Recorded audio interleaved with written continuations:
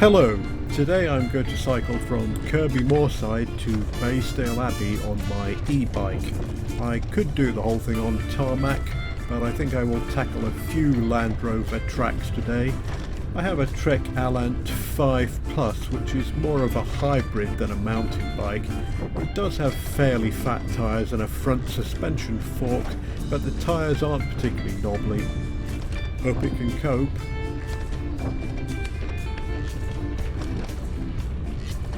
Okay, enough hanging around, let's get a move on.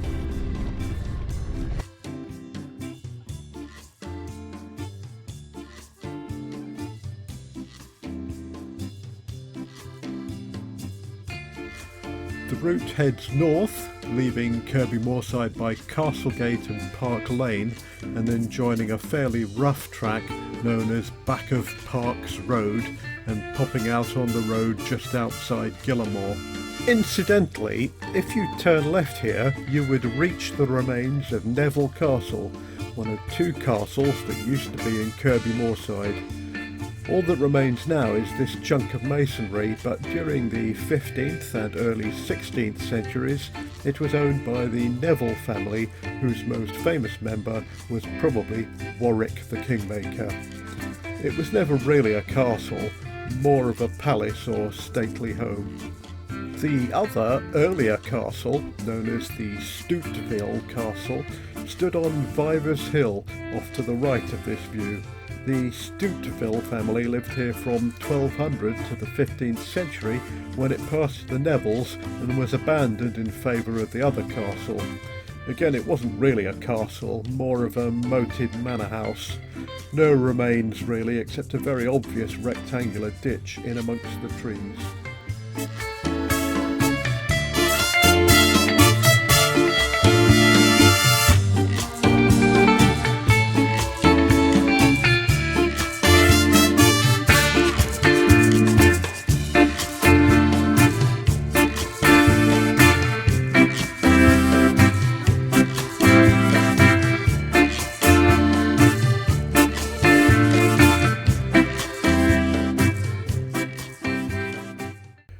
This is where I turn left onto Back of Parks Road, and the ground becomes a little bit more challenging for my bicycle suspension.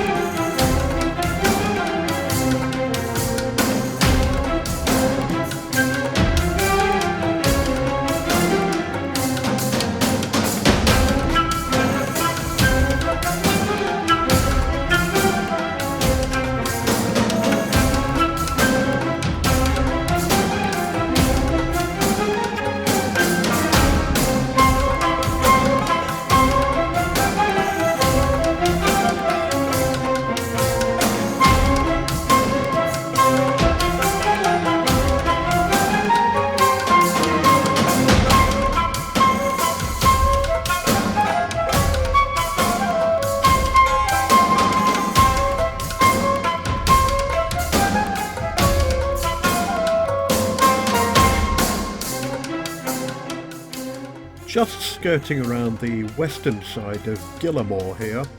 There were 15 villages here when they wrote the Domesday Book around 1086. According to Wikipedia, the name comes from Getler's Inga Moor, meaning the Moor of Getler's people. The Royal Oak Inn is definitely worth a visit.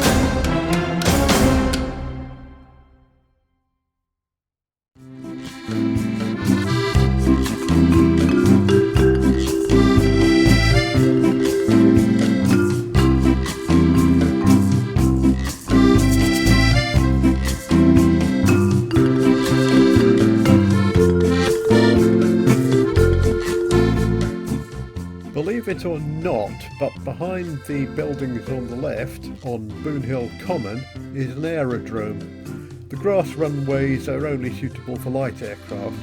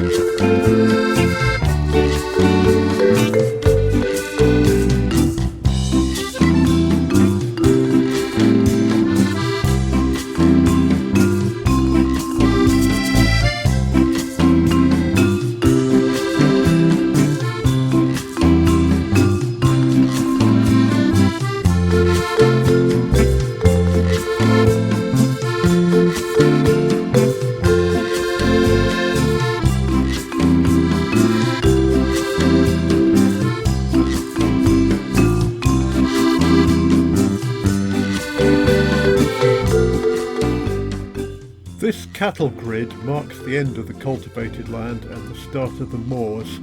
Appropriately enough, the house off to the left is named Moor End.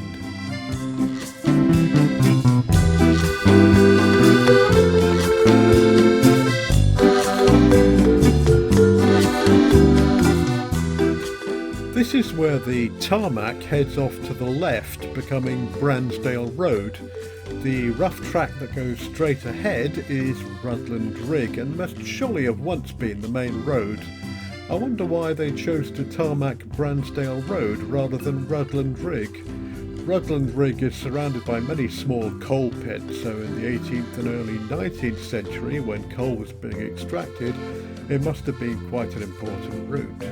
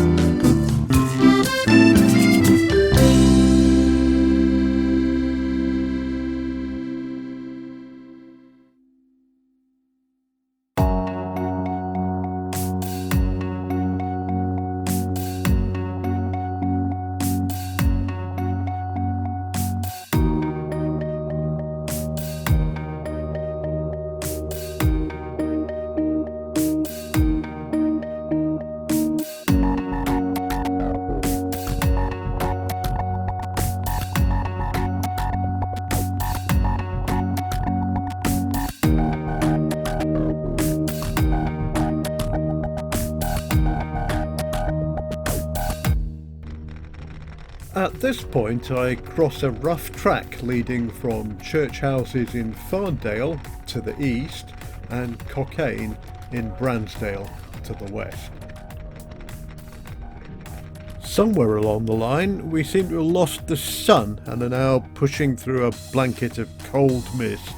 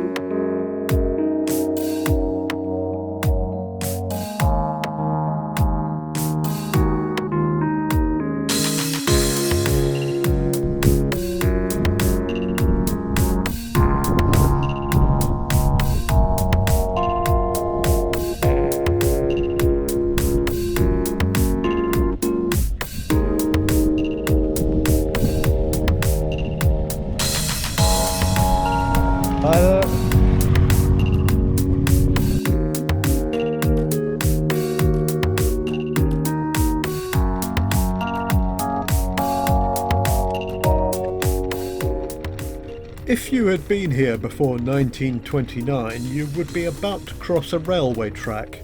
This is Bloworth Crossing, and the track belonged to the Rosedale Railway, which opened in 1858.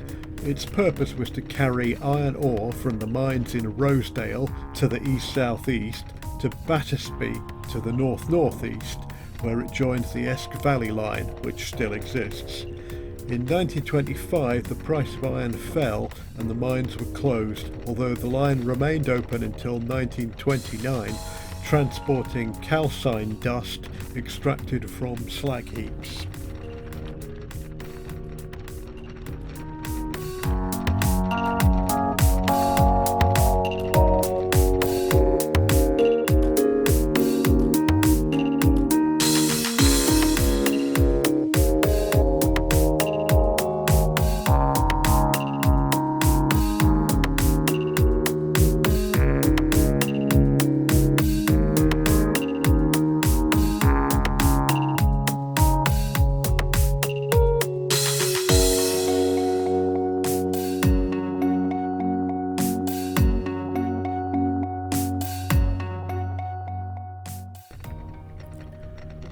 This is where I leave the Cleveland Way, which I joined at Bloworth Crossing, and head northeast along a bridleway which is marked Middlehead Top on the map.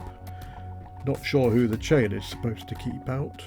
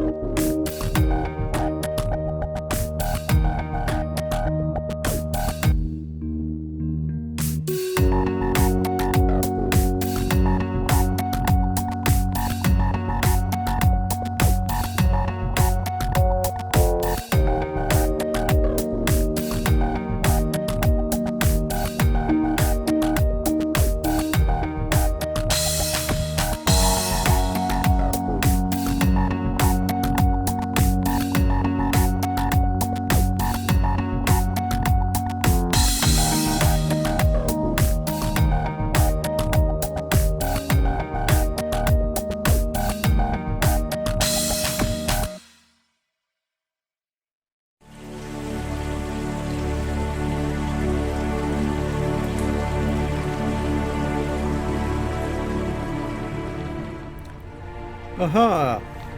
That would be a forest looming out of the mist. With any luck, Baysdale Abbey is just the other side.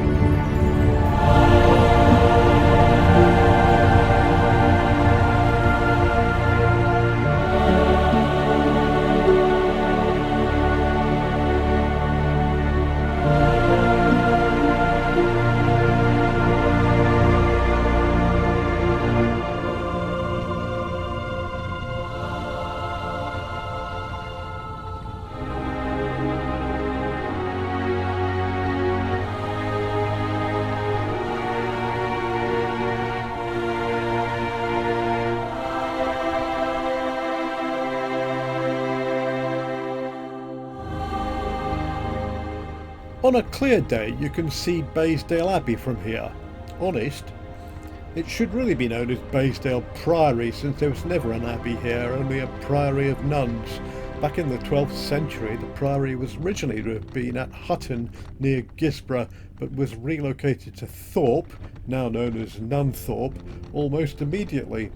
However, sometime towards the end of Henry II's reign, that's 1189, or shortly afterwards, they moved again to Baysdale, as it was then known, spelt B-A-S-E-D-A-L-E instead of B-A-Y-S-D-A-L-E. In 1291 it was valued at £5, 6 shillings and 6 pence, making it the least valuable religious house in Cleveland.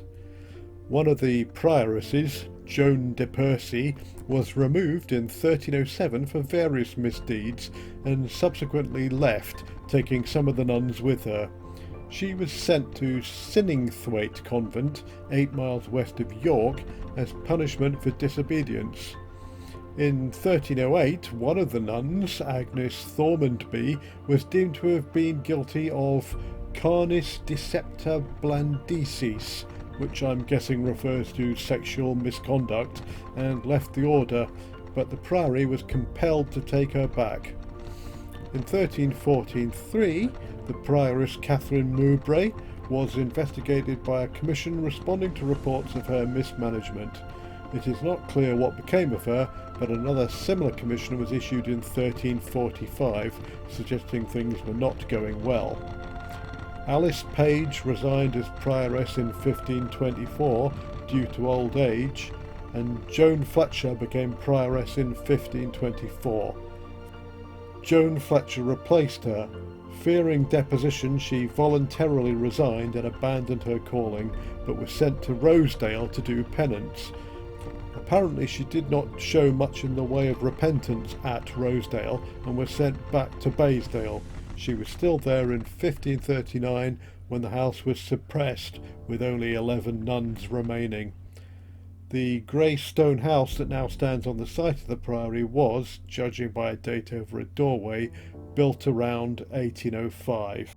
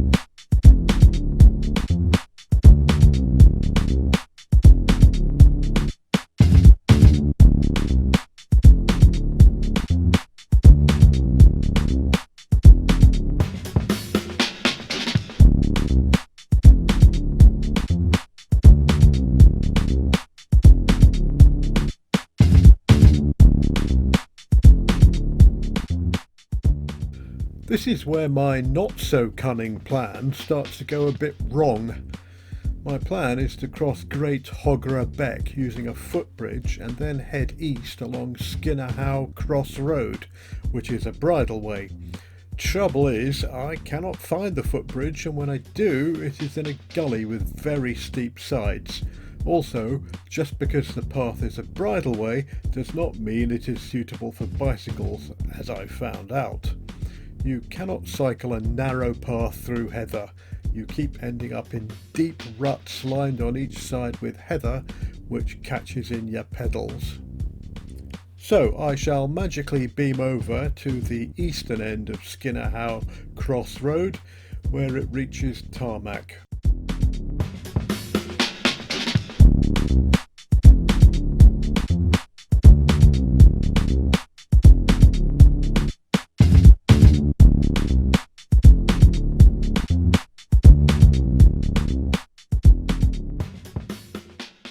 And here I am. Right, in that direction is Baysdale Abbey. I got there okay, and then had to cross a river on a footbridge and get to here, and it's not really suitable for mountain bikes.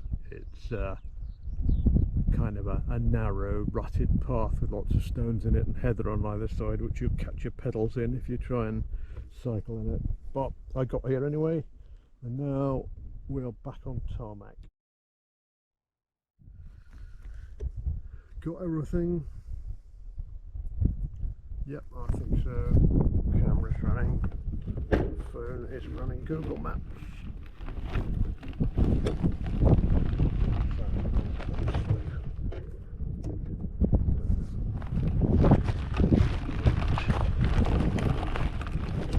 Bloody heather. Right, we need to go up a bit.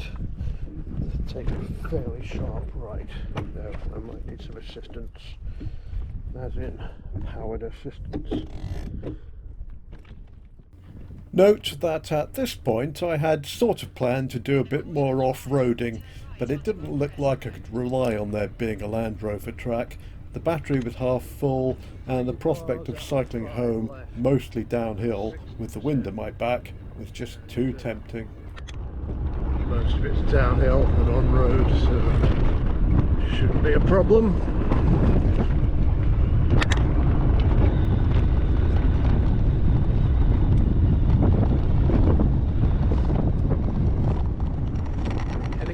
That will change in a minute, I hope.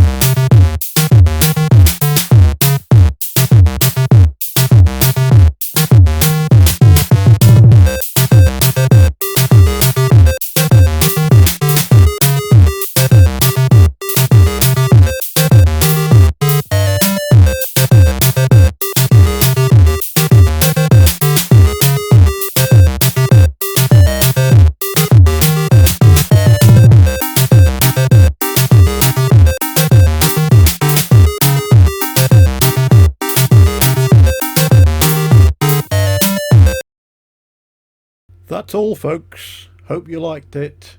If you did, like, subscribe and click that little notification bell. Bye.